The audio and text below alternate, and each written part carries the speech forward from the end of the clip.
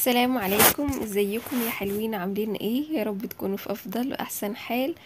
تعالوا نعمل مع بعض روتين حلو كده لغرفة الاطفال. يعني بصوا، حاجة كده خفيفة خالص.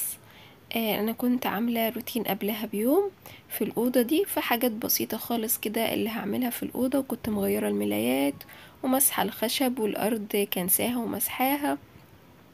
وطبعا يعني كل حاجة فيها كده الحمد لله كنت مخلصاها.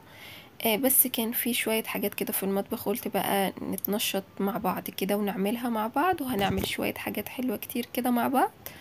بس حبيت كده ان انا اظبط معاكم الأوضة واوريكم بقى شكلها النهائي بالشكل ده كده. بصراحة كانت هدوء كده والنفسية حلوة الحمد لله يا رب. يعني عشان كنت خلصتها، وكمان كنت عاملة معاكم غرفة المعيشة. اللي ما شافش برضو الفيديو ده، بصوا فيديو حماسي ونشيط، يعني نشط اللي ما يتنشطش. حلو جدا جدا. وكنت كمان قلت لكم على حاجة بس استعملتها وجربتها يعني ايه القضاء على الصراصير وكده. حلو جدا جدا، هتشوفوا كل ده في الفيديو. بصراحة هي دي اللي جابت معايا نتيجة. تعالوا بقى كده نصبح كده على بعض، وصباح الفل وصباح الهنا وصباح الخير وصباح كل حاجة حلوة بأمر الله. انا هنا كده قلت اما اعمل لي كوباية شاي كده وفطار كده خفيف. دي فطاير كنت عملتها معاكم ونزلتها. ان شاء الله اللي هيجربها تعجبه. دي كده تاني يوم الصبح، شايفين عاملة ازاي؟ طرية جدا جدا وريحتها جميلة ويعني خطيرة بجد. بس كده هفطر الفطار الخفيف ده كده، وهقوم بقى اكمل ان شاء الله يومي كده، وهشوف هعمل ايه في المطبخ. وكل ده هقول يعني ايه هنعمله مع بعض كده. اول حاجة قلت بقى ان انا اعمل دورة كده في الغسيل. وتعالوا بقى ندخل على التقيل بقى. هنا كده كنت معاكو في غرفة المعيشة، طبعا زي ما قلت لكم كنت عملت وفرشت السجاد وكده. ورجعت بقى سبته كام يوم، وقلت بقى ايه، لا هشيله بقى واديله التنفيضة كده حلوة، وبعدين اغسله بقى غسلة كويسة واسيبه ان شاء الله بإذن الله كده للعيد. وكمان الجو حر جدا جدا، فقلت بقى ايه اسيب البيت كده متهوي ونحس بطراوة شوية. ربنا يعيننا يا رب. بس غسلتها بالصابونة اللي كنت عملت معاكم صابون قبل كده. خلاص بقى حفظنا بقى وعرفنا اني مش بغسل السجاد الا بالصابون ده. هتلاقوا طريقتها برضو موجودة عندكم في القناة بإذن الله. حلوة جدا، بتنضفه وبتخليه كده فلة.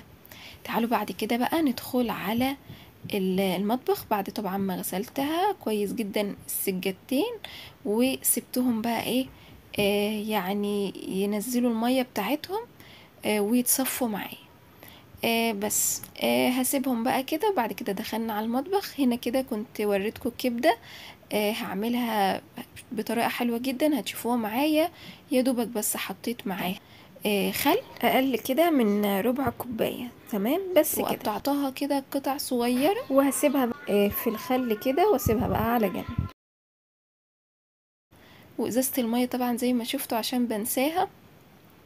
ما تنسوش يا بنات المية اهم حاجة، لان برضو يعني ايه الواحد يعني احب برضو ان انا اذكركم بحاجة زي دي. الواحد برضو تعب ومر بحاجات كده صعبة في الايام اللي فاتت بسبب ان انا نسيت المية دي خالص، يعني بالصدفة كده لو شربت شوية مية.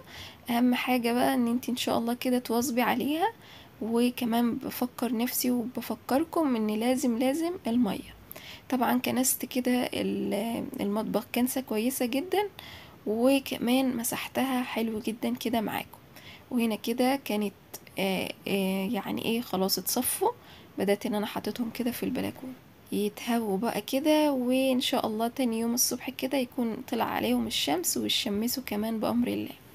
تعالوا بعد كده بقى هقول لكم هعمل معاكم الكبدة ازاي. بصوا خطيرة، شبه بتاعت كده العربيات بتاعت الكبدة، بجد بجد والله، يعني مش بأفور، هي بجد خطيرة. هنا كان عندي الفلافلة دي كانت في الفريزر، طلعتها وغسلتها كويس جدا وسبتها في المية. وطبعا كنت فرمت كام فص توم كده وبس كده. هنيجي بعد كده حل على النار، وهنزل بالثوم المفروم مع شوية زيت، وهديهم كده تحميرة حلوة لغاية ما ريحة الثوم تطلع معايا ويصفر كده. بعد كده هدي صدمة للكبدة بالشكل ده كده. اهم حاجة لازم الخطوة دي تاخد كده الكبدة صدمة كويسة جدا، علشان ايه تحتفظ بالسوائل بتاعتها ما تبقاش ناشفة بعد كده. وكنت يا بنات شوحتها بالخل تمام كده. بعد كده جبت بقى الفلافلة او الفلفل على حسب ما بتسموه، واديته التشويحة كده برضو مع الكبدة، وشوية بقى من بهارات كده خفيفة خالص، توم بودرة وبصل بودرة وكمان فلفل اسود ورشة من الملح، بس كده مش اكتر من كده. واديت لهم تقليبة مع بعض وخلاص. بعد كده بقى بغطي عليها وبسيبها تماما بقى ايه تستوي براحتها، طبعا نوطي عليها. وبحمر بقى زي ما حضراتكم شايفين كده شوية بطاطس كده جنب أكلة العيش الجميلة دي. طبعا هنا النور قطع عليا، وقلت لا تراجع ولا ايه يعني ولا استسلام. هخلص يعني هخلص وهصور برضو وهشارككم بأمر الله. الصواني اللي هناك دي انا كنت كده غسلة المواعين، الصواني دي كنت سايباها، دي اللي كنت عاملة معاكم الفطاير تمام اللي هي المخبوزات، وسايباها كده بتتصفى. بس المفروض يعني ايه ان انا هشيلها دلوقتي وهظبط معاكم المطبخ. حمرت كده البطاطس، وبحب بقى الرشة كده من توابل بتاعة البطاطس بجيبها من عند العطار، حلوة جدا يا بنات كده، وبتنقل البطاطس بصراحة المتحمرة لحاجة تانية خالص، طعمها بيبقى طعم كده. بس كده هخلص كل كمية البطاطس بالشكل ده. ومفيش بصوا يعني أكلة العيش دي بقى المحببة كده لقلبي، بحبها قوي الأكلة دي.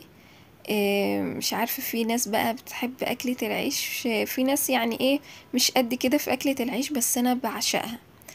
هنا كده ده عصير، أي نوع بقى عصير، حبيت ان انا كده ايه حاجة كده نبلع بيها، وكمان ترطب كده شوية في الجو اللي احنا فيه. طبعا وقفة المطبخ دي عايزة بقى ايه حاجات سقعانة كده. طبعا هنا خلصت هنا البطاطس، وكمان جبت طبق بقى كده حلو، من ايه بقى من المخلل، مخلل الجزر.